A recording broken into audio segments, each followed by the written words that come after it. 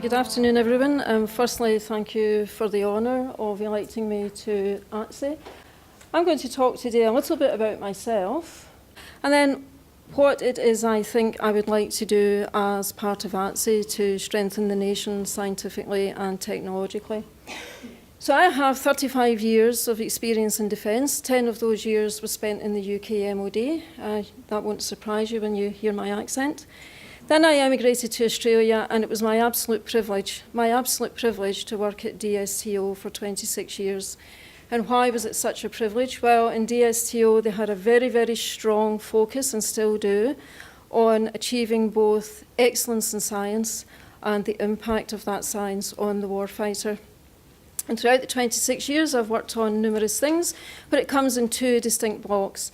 The first block is associated with what does defence need to do in terms of knowing what goes on around about it. What does your warfighter need to do? What do your strategic policymakers need to know? What kind of information do they need to have access to make decisions as to where we should go next? And that's called intelligence, surveillance and reconnaissance within the defence context. And that involves a whole multidisciplinary approach, all the way from understanding very, very unique and complex sensors like hyperspectral sensors that go out there and they will split the electromagnetic spectrum up into all the wavelengths. They'll pull in that data as an image, and then from that they can determine all sorts of really interesting things. And one of the interesting things would be, can we detect targets that are deeply hidden? And as you can imagine, that is a real thing that we need to do within defence. The other thing that I worked on was in basically taking the whole idea of defence having information in hard copy form, in particular imagery information in hard copy form, and saying we need to grab that information digitally. We need to be able to exploit it digitally, and in doing so, that allows us to do two things. It allows us to get much, much more information and value add out of the data that we collect, and it also allows us to get that information to the warfighter more quickly. And as part of that whole complex idea, one of the things that we did was we very strongly supported the Australian Geospatial Imagery Organisation in standing up a very modern, leading-edge, world-class digital exploitation imagery organisation that it can really work with very, very large data sets, i.e. big data. The other thing that we did in terms of intelligence, surveillance and reconnaissance was looking at how can we use unmanned systems to go out there and do the job rather than sending our young Australians into war zones. Clearly we want to mitigate against that as much as possible. So I was project director, the Australian project director of Global Hawk, which was the very large US unmanned aerial asset that came out to Australia, and we had a very, very close alliance with the US in running that system. And one of the things that DSTO really stood out in this sense was that it looked at Global Hawk and it said, well, it's a reconnaissance asset. It's highly autonomous, it goes and it does its thing, but how can we take that reconnaissance asset and turn it into something that will be a surveillance asset that means it makes decisions as it goes along without a human in the loop? And so I had some involvement there with the US in basically making that system into a surveillance system and a much more flexible autonomous system. In the last few years, I have worked in electronic warfare, and lots of people say, what's that? Well, it's all about detecting and defeating the threat, and defeating the threat using electronic means, i.e. not dropping a bomb on it or firing a bullet at it, but using electronic means. And that's, again, highly multidisciplinary. It involves all sorts of things, from understanding the electromagnetic spectrum through to understanding the decision-making processes that are made, for example, within weapon systems. It also involves understanding, for example, how do IEDs work, and what would be a really good way about going about defeating those so that it wasn't obvious that we were doing it.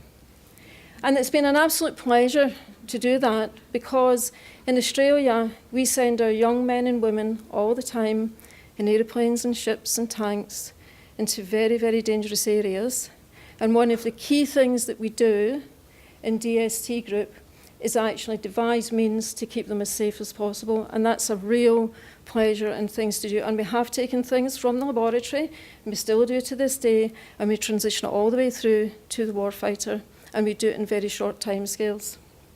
Finally, I've also been involved in cyber, and of course, cyber is another area where there's a big threat, and in understanding what we can do to defeat that threat, and that brings us back into the autonomous system thinking, takes us into cognitive systems, where it's testing the environment, and basically based on what it gets back from that environment, it makes the decision as to what to do next.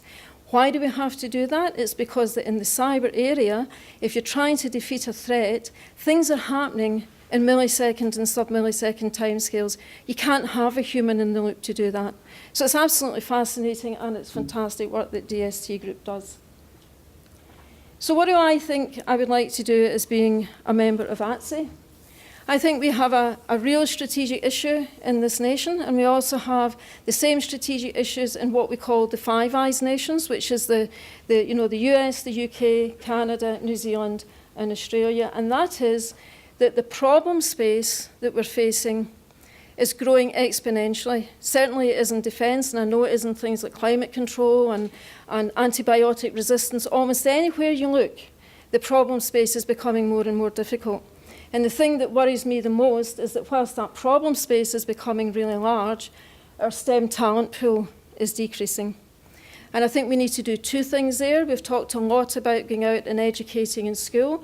We need to be a bit more, lift it up to a higher level. We need to get science on the national agenda, as that if we don't do science and technology and engineering properly, we will lose the bubble in this problem space, and we will be facing things that we will just be simply unable to address. So the first thing is get science on the national agenda. The second thing is to actually persuade young people, and I have two grown-up daughters now, and when they were going through high school, STEM was not seen as something that had what I would call community standing. What had community standing was law. One of my daughters ended up doing law, medicine, psychology, nutrition, all of these things. If you said to them, do science or technology or, heaven forbid, maths, and one of my daughters did maths, she also did psychology though, they were not interested. So we need to get a really strong talent pipeline, but we need to close off that loop.